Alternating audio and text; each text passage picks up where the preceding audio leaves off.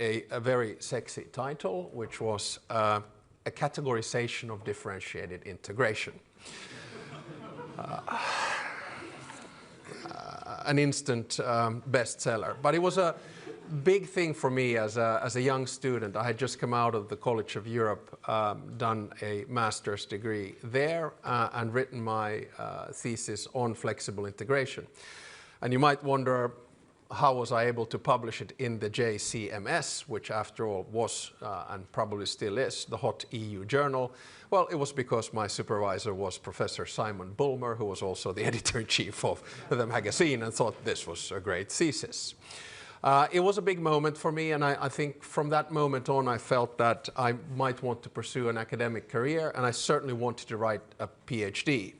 Because a few months earlier, or a year earlier, I had called the Finnish education authorities and said, I have studied very hard in the United States, I have a Bachelor of Arts, what is it equivalent to in Finland? They said, not really anything, but if you inscribe yourself into Helsinki University, you might get a couple of courses in. From that moment on, I decided I'm going to do an MA in the Anglo-Saxon and PhD in the Anglo-Saxon system. And flexible integration it was. I got a little bit lucky because I had a chance to work for the Ministry for Foreign Affairs. We have many diplomats here in the audience. And that was negotiating the Amsterdam Treaty. And for those of you who are not EU nerds, you will remember perhaps that the Amsterdam Treaty was the place where we enshrined enhanced cooperation or flexible integration into the treaties. So I had the chance after those negotiations to come back to London in 1997 to basically combine my idea of a categorization of differentiated integration and then how it was negotiated into the treaties. And of course, on the thesis or theme of really grabbing titles, the title of my PhD was Flexible Integration and the Amsterdam Treaty, Negotiating Differentiation in the 1996-1997 Intergovernmental Conference. It is still available in the LSE library. I checked it out yesterday. So, you know, it was one of these moments where I was able to bring a theoretical framework and then practical experience from diplomacy. And my thesis supervisor was William Wallace, who was at the LSE together yesterday with Helen Wallace, meant a lot to me. And my internal examiner was Chris Hill from the LSE, and external was Jeffrey Edwards from Cambridge. And lo and behold, they approved the thesis and were quite happy about it, and I got it out in 1999. But I think my relationship with flexible integration wasn't over at that stage yet, because I started working at the EU Embassy or EU representation in Brussels with the grand title of Deputy Antici. For those of you who might know, it's the helper of the real helper of the ambassador in political affairs. And the ambassador at the time was Antti Satuli, and the Antici was Markku Keinänen, who later actually became our ambassador here in London, now retired. Having said that, the Nice negotiations consolidated flexibility, although it was more about institutional battles. But then we sort of spun it on to the Constitutional Convention and the Lisbon Treaty, where everything came together.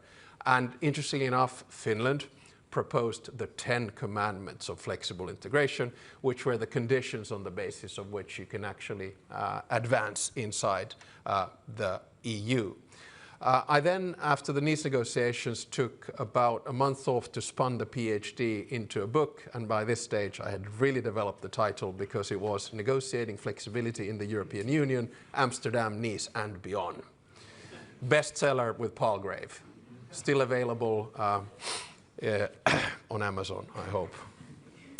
So here we go. I mean, this is kind of the first time that I'm speaking about flexible integration since I stopped, because it's one of those things, I'm sure many of you have worked with a certain subject for years, and then suddenly when you're done, you just don't want to touch it. I've been asked to talk about it various occasions or write about it, but I sort of stayed away. And here's where I come to my second point. How has the world changed since the 25 years ago when I published these things linked to flexible integration? well, the clear observation is to say that the PhD has aged much better than I have because it still has some relevant bits. But we quite often forget how things advance. Remember when I was writing this, the EU had 15 member states, including the UK.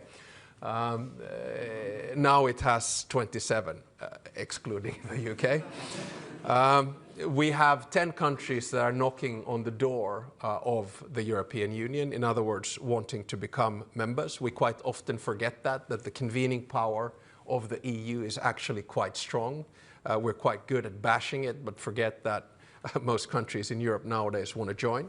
At that time, we didn't have the euro, or it was just about to be launched. We didn't have the Lisbon Treaty. Our economies were actually doing quite well in the early 2000s. We hadn't seen the financial crisis, not the euro crisis, not Brexit, not COVID. And actually, life in the Brussels bubble was quite good. I was one of those that firmly believed in the end of history thesis by Fukuyama, because we had seen a fairly relatively peaceful 1990s. And the end of that, the idea of that, of course, was that more or less 200 of the world's nations would somehow gradually convert toward a system of governance which entailed liberal democracy, social market economy, and globalization. It was all about the institutionalization of the liberal world order. But of course, now, 25 years later, with the wisdom of hindsight, we can say that things didn't pan out as we expected. The unipolar moment of the world, led by the US, ended up in a multipolar chaos that we have, a world of disorder. Our holiday from history, especially here in the West, is over. The relative era of peace is over. We have war in Europe, we have war in the Middle East, we have war in Africa. And these wars are wars of both aggression and choice. So the things that were supposed to actually bring us together, like interdependence or value chains or information or trade or even currency, they are now used as instruments of war and disruption, whether it's using energy, whether it's using frozen assets, whether it's threatening with value chains, whether it's threatening with tariffs. All of those good things that were supposed to end history are very different. The EU, actually, since the war of aggression in Russia, in my mind, has never been more united than it has now. 19 sanction packages, the instrument of peace that was used now is basically used to finance the war. And of course, the EU in many ways in those days was defined as an economic giant, but a political dwarf. And that's kind of turned around. I'm not saying we are an economic dwarf, but we are not as powerful economically as we used to be relatively to China or the United States. But politically, interestingly enough, the instruments that are now being used, such as trade, competition, customs, or even currency, they are instruments that the EU has exclusive power on and can use them, I think, quite effectively. I think geopolitics drives change, and I think Europe, and with Europe, let me again define, the UK is part of Europe. That's at least what I was taught in my geography classes when I was young, and I still see that very much, albeit I am, of course, subjective. But Europe and the UK, in my mind, are now being squeezed, both by security in the East, in other words, an aggressive Russia, and then from the West with a shifting transatlantic partnership. This speech is about neither, but I'm more than happy to take questions on it. But what I'm trying to say is that because of the change in the world from the East and the West, Europe needs to reconsider how we deal with it. My personal take is that after the war in Ukraine, we have a new Iron Curtain in Europe. And that Iron Curtain is between Russia and then more or less 47 countries in Europe that participate in something we call the European political community. And for how long this will last, we simply don't know. If you want to understand American foreign policy, read J.D. Vance's speech in Munich last year, read Secretary Rubio's speech in Munich this year, but specifically read the national security strategy of the US. And it says two things to us. One is ideological, and it's MAGA. And MAGA means anti-international institutions, anti-globalization, and anti-EU. The second strand is America First, which is a policy, and there's a pecking order. Number one is the Western Hemisphere, therefore Cuba and Venezuela, Greenland even. Number two is the Indo-Pacific. Number three is Europe. Number four is the Middle East. Things might be changing now, but that's what the National Security Strategy says. And then number five is Africa. So this is the reality that we're living with. An aggressive Russia and a US which is in transition. As an eternal optimist, my general point of this part is to say that this is an opportunity for Europe and the UK. My third question is then, okay, where are we now? And this is where I begin my sort of reflections on flexible integration. I think that enlargement is most probably the greatest success story of European foreign policy. In other words, going from an original 6 to 27. And of course, we're looking at an organization which pools sovereignty to an extent in which we have never seen nation states pool in different types of alliances. I mean, the fact that we have given exclusive competence on so many areas that are very close to what is traditionally considered to be national sovereignty, in my mind, is quite a feat. The interesting thing with enlargement is that usually before every enlargement of the EU, you have a deepening of the EU. So the Single European Act before the Iberian Peninsula joined, the Maastricht Treaty before the greatest enlargement ever, Finland, Austria, and Sweden. Then before the enlargement of Eastern and Central Europe, we had the Amsterdam Treaty, the Nice Treaty, and the Lisbon Treaty. So there's always been an element of deepening before enlargement. And what is this all about? It's really about absorption capacity. So it's really about money, institutions, and policy. So how much money does it cost to bring in new ones? What kind of an institutional arrangement do we fix? And then thirdly, what kind of policies do we have to deal with? Now, if I go back then to my Journal Common Market Studies piece and the PhD and the book, what I tried to do was to explain that differentiated integration or flexibility is a really useful tool for managing the EU, especially inside. And I had three categories. Multi-speed, so you have the same aim, but you reach that aim at a different time. You do that very often in enlargement. You're not ready and you get an objective and you fulfill it. Number two, variable geometry. So allow countries to advance with not everyone wanting to join even in the long run. So the euro would not have been possible with unanimity. As we know, actually, the UK had an opt-out, which is a different thing, but nevertheless, already in the Maastricht Treaty. Or Schengen is a good example of variable geometry inside. And then finally, the third category that I had is a la carte. That's kind of when you pick and choose. It's a little bit more complex, but nevertheless, what I would argue, a fairly useful tool. Now, I think we need to separate, and this is slightly my academic hat on here, and where the development comes from the thesis. We need to separate flexible integration inside, the stuff I just mentioned. It's really useful to be able to take a decision on sanctions on Russia without Hungary, right? I mean, it's a useful tool, right? But we have to separate it from flexibility outside. So inside, it's a tool for advancing a certain policy area.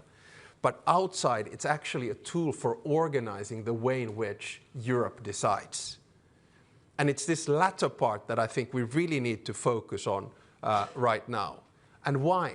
Because I think in this sort of squeeze in geopolitics, between the East and the West and an increase in conflicts, we need to maximize our power outside the EU, so in international affairs, and then our decision-making capacity inside.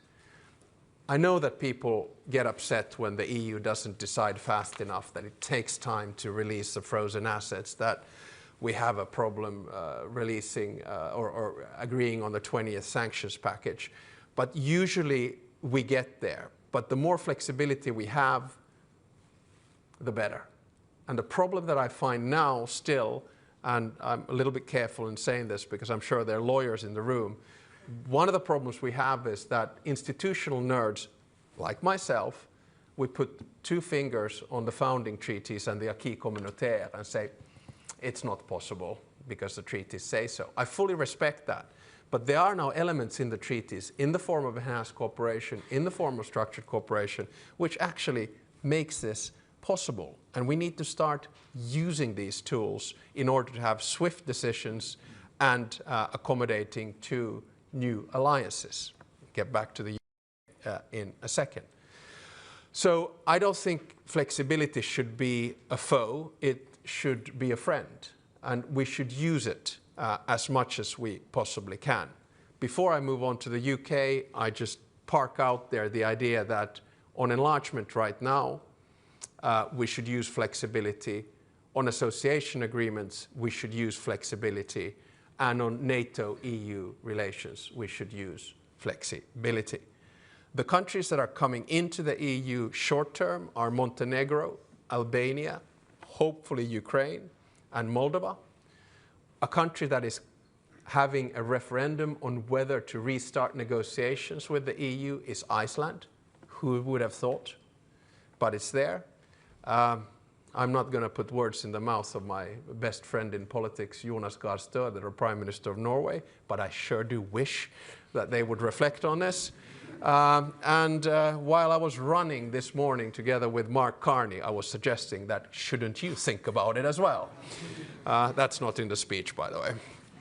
And then, of course, the Western Balkans more broadly are knocking on the door, as is one thing that we always forget, Turkey. Has been knocking on the door since, what, the 1960s? Shouldn't we be using flexibility for that in one way or another? And here is where I come to my fourth and my final point, which is the UK. I have already declared my interests, so I am not subjective on this. But let me begin by saying that I think Brexit was a colossal mistake. I was expecting applause on the note. No, you're just worried what I'm going to say next. I am too diplomatic to express exactly what I think about those who promoted Brexit during the campaign and those who still think that Brexit is a good thing. It is not for me to say, because I still come from the outside. I'm the only person in our family who doesn't have dual nationality. But I do think it's not only shooting yourself in the foot, but it's like amputating your leg without a medical reason for doing it. Now I have hyperventilated and I've been able to express what I really think about Brexit. Now is when I count to 10. I become a cool, calm and collected Finn. And this part of the speech I finished right after I took a sauna and had an ice bath. So what do? My first point is, when I work with the UK today in my capacity as the President of the Republic, I don't differentiate between the UK being in or out. The constitutional reason for it is that I don't deal with the EU. The Prime Minister does, so I don't go to the EU summits. I do NATO. I'm going to host Keir Starmer in Jeff next week. I do Ukraine. So I don't differentiate on that. So my point is that what we need to do is to have a more flexible relationship between the EU and the UK. We need to get out of the mindset, which I quite often see on extremes on the continent and here, whereby you need to continue to punish the UK for having this self-inflicted pain. So we need to be super pragmatic. So let me be pragmatic by suggesting that we need to deepen our integration and cooperation in at least 3 areas. One is security, and especially in intelligence and defense. 2 is the economy, and yes, on customs and the internal market. Get out of the mindset that the UK should not be a part of the customs union, or the UK should not be a part of the internal market. Think about a flexible way of dealing with it. And thirdly, technology, so especially research, education, and innovation. And to all of my European friends, when there's a drain right now out of the United States, it is coming towards Europe. And therefore, we need to try to find a combination of how we not only split the difference, but the issues between the UK and Europe. I know the extremes won't like this. There's still people who, bang their chest and say that Brexit was a great thing. But the facts simply don't back that up. And now we need to get pragmatic. You Brits always consider yourself to be a pragmatic people. Let's see how pragmatic you can be about it. Let's work on this together. So let's have a functional approach. And all of those who've studied European integration will know that functionalism means that integration in one area leads to pressure to integrate in another one. Let's find the right balance. The world is changing. Our interests in Europe and the UK are the same. Our values in Europe and the UK are the same. We need a UK voice in Europe. We really miss you guys. I mean, I'm serious, we really do. On the internal market, on competition, on reform, all of these things, on climate change. That's why I think we should be pragmatic. Okay, we are pragmatic already on youth mobility and emissions trading and sanitary and phytosanitary, I never pronounce that, cooperation. But let's maximize security together, and especially in the 3 fields that are there. So let me conclude by saying the following. Number 1, we need more flexibility in Europe, both inside and outside the Union. Number 2, and the reason is the changing world situation. Number 2, we need to be more pragmatic and flexible about the EU and the UK. So therefore, the EU needs to be more flexible, and therefore, let's move the fog over the channel. Thank you very much.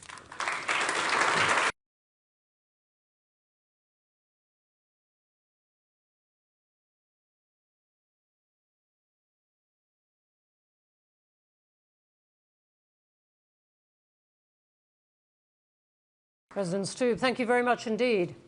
I'm not sure Chatham House has every one of your PhD titles in it, but we can rectify that. Let me ask you just 2 things quickly, and then people get their questions ready because we have to stop at 15:15. The first one is exactly what route you would recommend for the EU to take in Ukraine now? Well, I'm afraid we're moving closer to a moment, perhaps a potential crunch time on the peace negotiations. And if that moment doesn't deliver, I think we're quite close. I think it's potentially doable because of the 3 key documents that we have, the 20-point plan, the security guarantees, and the prosperity plan. I think it will boil down to security guarantees versus land. If we fail on that, you see them as a trade-off. I see them like an as point. Yes, but of course, let me specify here. Finland or any European country will never ever accept a de jure land swap. De facto might be a reality, but de jure it's simply not going to happen. So we could be facing a moment, if these negotiations fail in the next few weeks, where Europe needs to take more responsibility. And that means that we need to take more responsibility to help Ukraine in terms of intel. We need to take more responsibility, which we already actually do nowadays, in terms of financial and military assistance. And then we end up having to take more responsibility on the security guarantees. This is a bad scenario. I think there are three. One is that the war continues. Two is that we get a peace agreement. Or three, that a failed peace agreement leads to the withdrawal of But the to be clear, you're seeing this as, but Ukraine ends up as a member of the EU in some form. At the end of the day, again, I have to be very careful here because I'm not the one who takes the decision on this. I sign it off, but I don't take the decision. And my take is that there have been ideas floated about a reverse EU membership, which I think are quite innovative and quite flexible, but whether that'll fly at the end of the day, I don't know. And having said all of that, remember that this war has been a strategic failure for Russia. Russia wanted to make Ukraine Russian, but it became European. It wanted to prevent the enlargement of NATO. It got Finland and Sweden, and it wanted to keep defense expenditure down. We're moving north of 5%.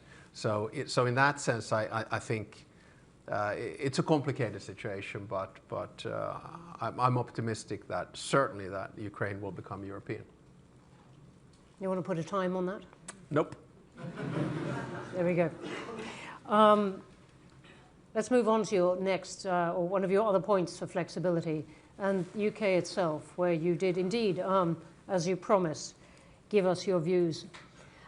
And I softened them substantially before we let out the speech.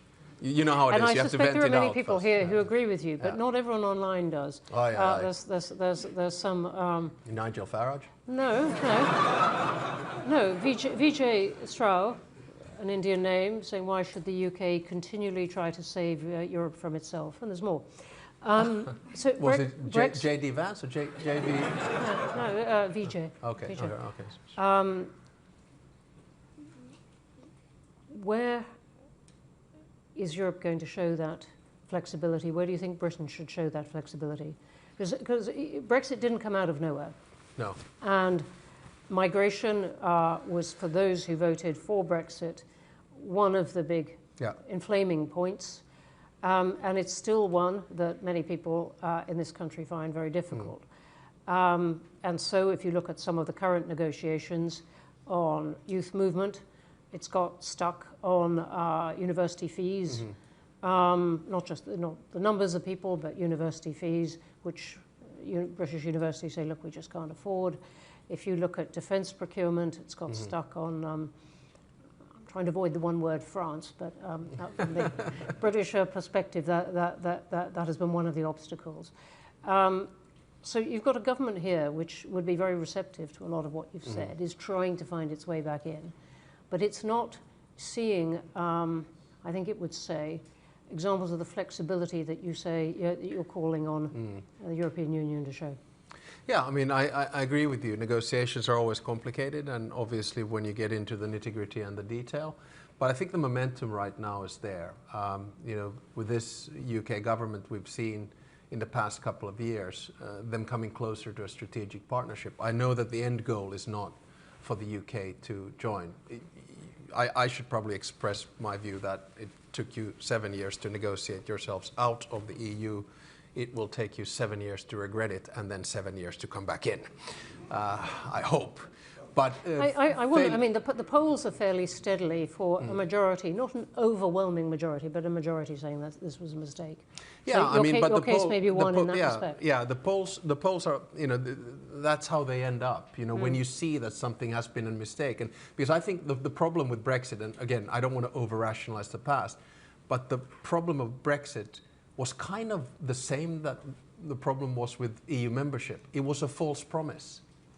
It's just that the Brexit was just a fake promise that you would somehow regain independence and sovereignty in a completely interdependent world. And that's why I think we should have had more flexibility in the beginning with the wisdom of hindsight. Of course, you were the guys that in 2004 allowed for the free movement of labor from Central and Eastern Europe, whereas a lot of other countries put that sort of stop on there. And I fully understand why immigration was an issue. But I think sometimes people were barking up the wrong tree. And I think the best way in which I heard sort of Brexit summarized, I was in a public debate, BBC town hall thing, and I was there on the sort of pro-UK EU side. And then a British MP who had been anti-Brexit, pro-EU, said that I don't understand why this happened, because our GDP here in the UK grew from 1973 by X, Y, and Z. Someone spontaneously stood up in the audience and said, yeah, mate, perhaps your GDP, but not mine. And I think this is very much the sentiment in what we're seeing, and we need to get over that mindset. But just coming back to it, I think there is appetite for more flexibility in the negotiations on the side of the continent as well. And I think they're planning some kind of an EU-UK summit.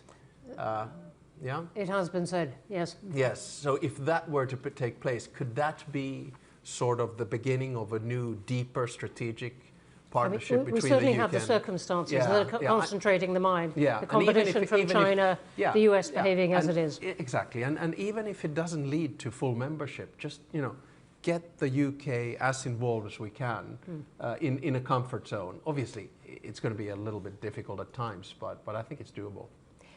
And just finally, I mean, I think in terms of this government now in Britain, you're preaching to the converted mainly. What would you say to the people who still are backing reform?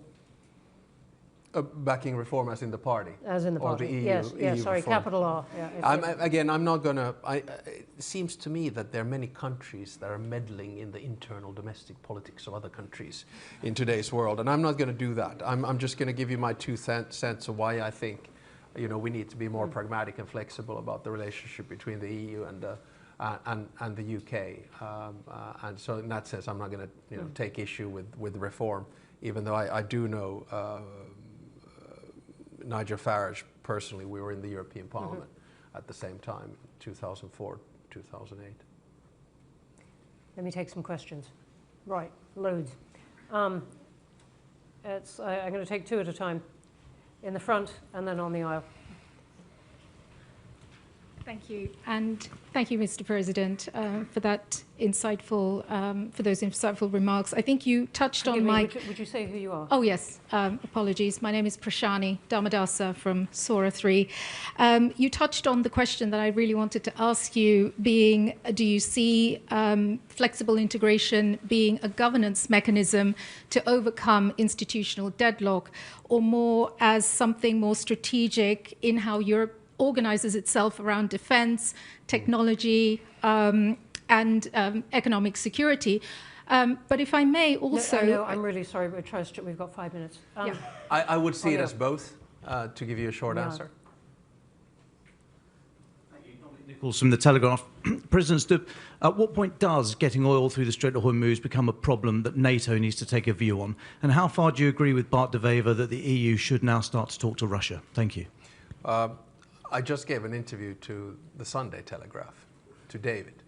He goes, so on the 2 questions. First of all, NATO is a defensive alliance. So basically our job is, through collective defense in Article 5, to protect when attacked. That's what we did in 9/11. And of course now NATO has not been attacked. The Straits of Hormuz situation has been caused by bilateral, not unilateral action of Israel and the United States attacking Iran, and then Iran attacking pretty much 13 states in the region. I think those countries bilaterally that have the capacity or will to help the United States can and should do so.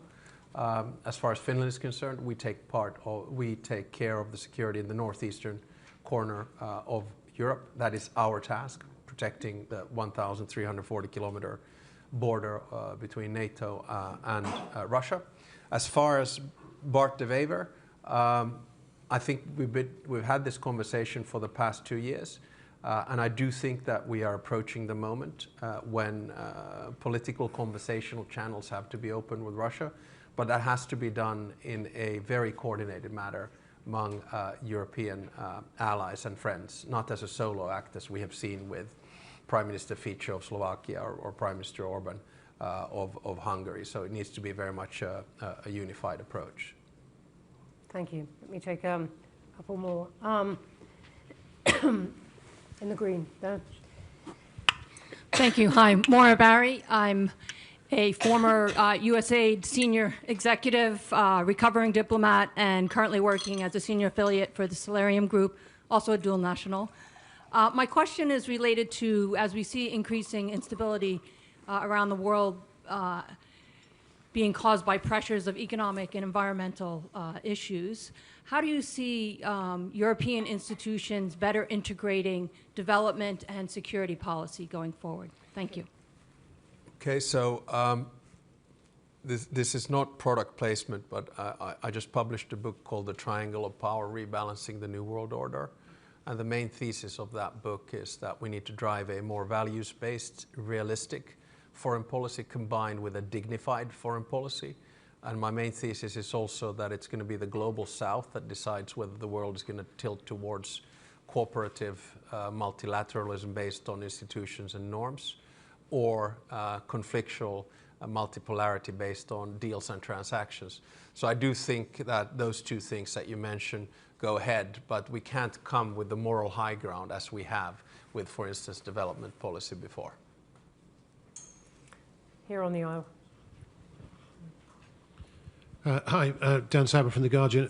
Mr. President, how do you get Donald Trump to listen to anything? You're said to have a good relationship with him. I'm interested a bit in the interpersonal dynamic.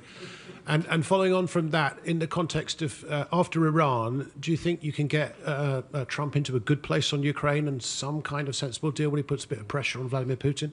Well, first of all, I don't want to inflate my relationship with the President of the United States. I've been called a Trump whisperer. But... yeah. The media does funny things to you. So I had the privilege of spending the better part of 7 hours in his presence in March last year, playing golf and having breakfast and lunch. And of course, my job as a head of state is to try to forge relationships which are in the interests of Finland. And one of those relationships is the one that we have with the United States, which is very strong right now, especially on the bilateral side in terms of defense cooperation, probably closer than ever. We just bought 64 F-35s. We have thousands of American soldiers training in Finland in Arctic conditions right now, actually an exercise of 25,000. And of course we sold 11 icebreakers to the US, which they badly need. So it's a functional relationship and we'll continue to have that. I have no illusions about who can convince President Trump on anything, especially I don't. If I get one idea out of 10 in on Ukraine, I think it's good. On Ukraine, I think the implications of the war in Iran are negative on Ukraine, mainly because of the oil price, which feeds the Russian war machinery. The Russian economy was actually doing extremely badly a couple of weeks back. Now it's bouncing back. It's also taking some of the necessary air defense systems away from where they should be in Ukraine. I think public sources talk about 500 to 600 having been used in 4 years in Ukraine, and already now 800 to 1,000 being used in the Middle East and the Gulf region. And also it takes the focus away, I think, from the peace negotiations in Ukraine. So I hope that the peace negotiations on Ukraine don't collapse like the negotiations between Iran and the US did, but time will tell. I'm going to squeeze in one more next to you. President Stubb, Latika Burke from the Nightly Australia. Just following on from that and your point about indulging in realpolitik now, why doesn't Europe go to Trump and say, if you want assistance in the Gulf, here's what we want you to do on Ukraine? I think it's a really good idea. I might pick you up on that. No, I think it's actually a really good idea. So, I'm available for advice. Can my team take your phone number, please? No, but I mean, yeah. I'll think about it. I'll talk about it with my colleagues. Some of them are here in London today. On that, we are going to have to stop. I'm really sorry this is a short and fast discussion with the President, but we're very glad to have had this time with him. Thank you. There were so many great questions building up, so many online, but we're going to have to stop. You join me in thanking him.